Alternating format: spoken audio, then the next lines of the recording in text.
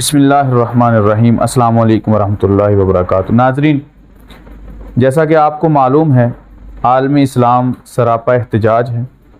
Sweden کے اندر قرآن پاک کو جلایا گیا۔ قرآن پاک کو جلانے کا اس کا مقصد کیا تھا؟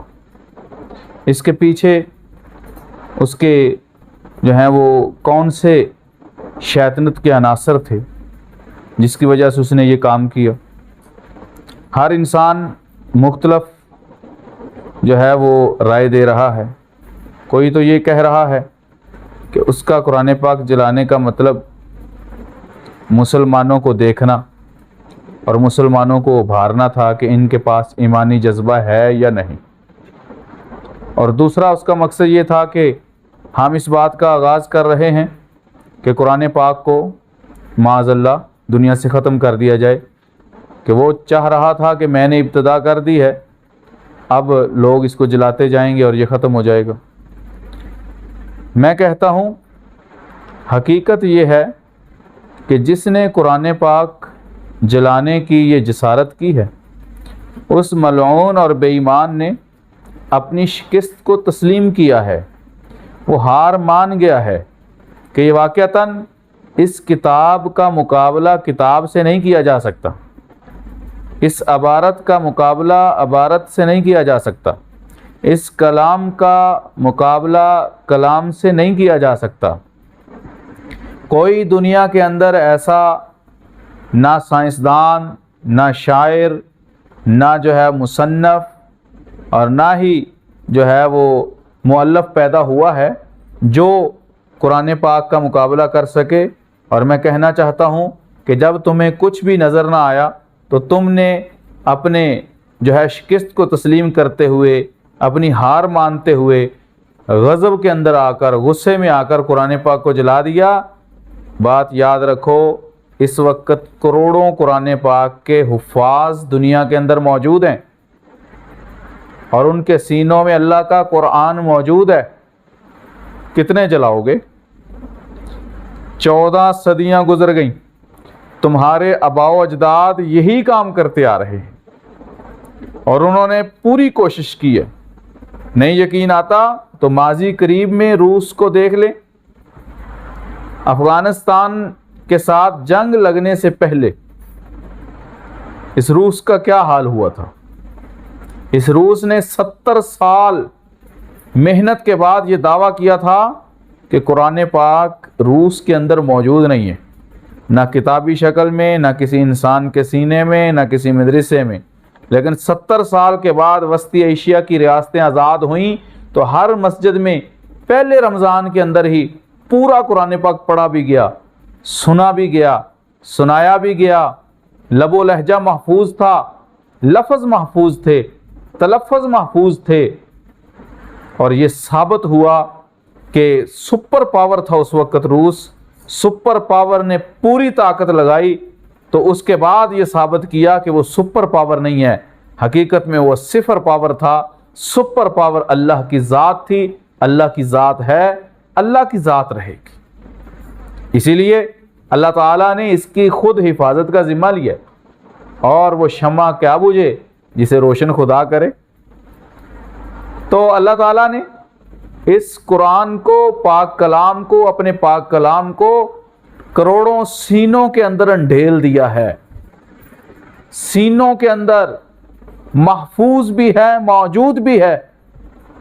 تم نے ایک قرآن پاک جلایا ہے، الحمدللہ تمہارے اس شیطانی عمل سے، تمہارے اس کذب و دجل سے ہزاروں، مزید ہزاروں گنا زیادہ قرآن کے حافظ پیدا ہوں گے۔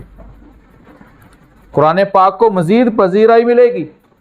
اور میں ایک اور ماضی قریب کا واقعہ آپ کے سامنے رکھوں۔ جب 9/11 کا واقعہ ہوا امریکہ کے اندر، اس کے بعد امریکہ میں ایک اجلاس طلب ہوا۔ اس اجلاس میں کیا کہا گیا کہ مسلمانوں کو کیسے زیر کیا جائے؟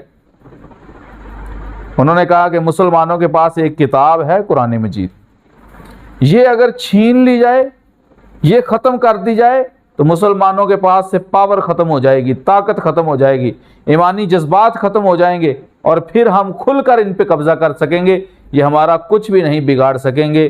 اس کے بعد تاریخ شاہد ہے کہ انہوں نے امریکہ کے اندر پابندی لگائی، بین کر دیا کہ کسی کتب خانے سے قرآن پاک نہیں سیل ہوگا، کوئی کتب خانے والا قرآن پاک نہیں رکھ سکتا۔ یہ انہوں نے جب پابندی لگائی تو اس پابندی کے بعد لوگوں نے سمجھا کہ قرآن پاک چیز کیا ہے۔ غیر مسلم سمجھ رہا تھا کہ قرآن پاک کیا چیز ہے جس پر پابندی لگائی جا رہی ہے، تو انہوں نے اس جو ہے وہ تجسس کے اندر قرآن پاک کو خریدنا شروع کر دیا اور قرآن پاک کی قیمت بڑھ گئی۔ مکتبے والوں نے پوشیدہ رکھا، پوشیدہ بیچنا شروع کر دیا۔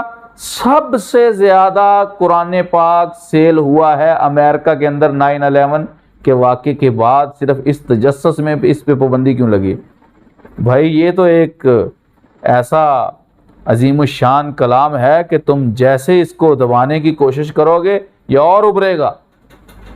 امریکہ تمہارا باپ اسے نہیں ختم کر سکا، روس تمہارا باپ اسے نہیں ختم کر سکا، اور اللہ تعالیٰ نے 1400 سال میں جتنے بھی فتنے اس کے خلاف کھڑے ہوئے سب کو نیست و نابود کیا ہے۔ لیکن قرآن پاک کل بھی زندہ باد تھا، قرآن پاک آج بھی زندہ باد ہے، اور انشاءاللہ قیامت آ جائے گی، دنیا ختم ہو جائے گی، قرآن پاک زندہ باد رہے گا، قرآن پاک محفوظ رہے گا، موجود رہے گا۔ جس طرح قرآن پاک اللہ کی مخلوق نہیں بلکہ اللہ کا کلام ہے، تو اسی طرح سمجھیں اس بات کو کہ موت مخلوق کو ہے، نہ خالق کو موت ہے، نہ خالق کے کلام کو موت ہے، تو سمجھیں پھر قرآن پاک کو قیامت کے دن بھی موت نہیں ہے۔ کل نفس ذائقۃ الموت، ہر نفس جب موت کا مزہ چکھے گا، یہاں تک کہ انبیاء، رسل، کتب ابدال، اولیاء، صالحین، ملائکہ، سارے کے سارے جو ہیں وہ ایک دن موت کا مزہ چکھیں گے۔ لیکن قرآن پاک کے بارے میں یہ آیت نہیں ہے۔ کیوں؟ یہ ساری کی ساری مخلوقات ہے جو موت کا مزہ چکھے گی۔ قرآن پاک مخلوق میں آتا ہی نہیں ہے۔ قرآن پاک خالق کا کلام ہے، بولا گیا ہے، بنایا نہیں گیا، پیدا نہیں کیا گیا، بولا گیا۔ اللہ تعالیٰ نے خود اس کی تلاوت کی ہے۔ جب تک اللہ کی ذات ہے تب تک قرآن پاک ہے، نہ اللہ کی ذات کو کبھی زوال آئے گا نہ قرآن پاک کو کبھی زوال آئے گا۔ جنت میں بھی جا کے جنتی سنیں گے تو پاک کلام کی تلاوت ہی سنیں گے۔ تو اس سے ثابت ہوتا ہے کہ قرآن پاک ختم نہیں ہو سکتا۔ جب اللہ کی ذات کے بارے میں یہ ہمارا عقیدہ ہے کہ اللہ کی ذات کبھی زوال کا شکار نہیں ہو سکتی، تو قرآن پاک بھی کبھی زوال کا شکار نہیں ہو سکتا۔ ویسے بھی علماء کرام نے لکھا ہے کہ جب کوئی ملعون قرآن پاک کو جلاتا ہے تو اللہ تعالیٰ اس سے پہلے اپنے پاک کلام کے الفاظ اس سے اٹھا لیتے ہیں، تو خالی کاغذوں کو اور آگ کو جلاتا ہے۔ لیکن پھر بھی قرآن پاک کی شان میں گستاخی ہوئی ہے، اربوں مسلمانوں کی دل آزاری ہوئی ہے۔ ہم یقین رکھتے ہیں اللہ پر، امید نہیں، امید بندے پہ ہوتی ہے، اللہ پہ یقین ہوتا ہے۔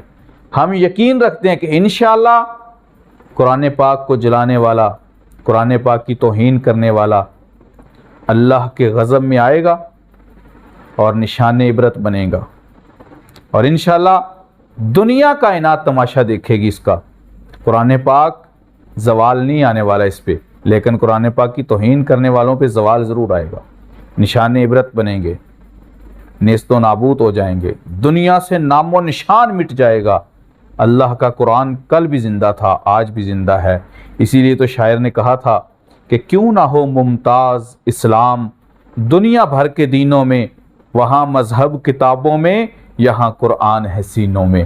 وآخر دعوانا ان الحمدللہ رب العالمین۔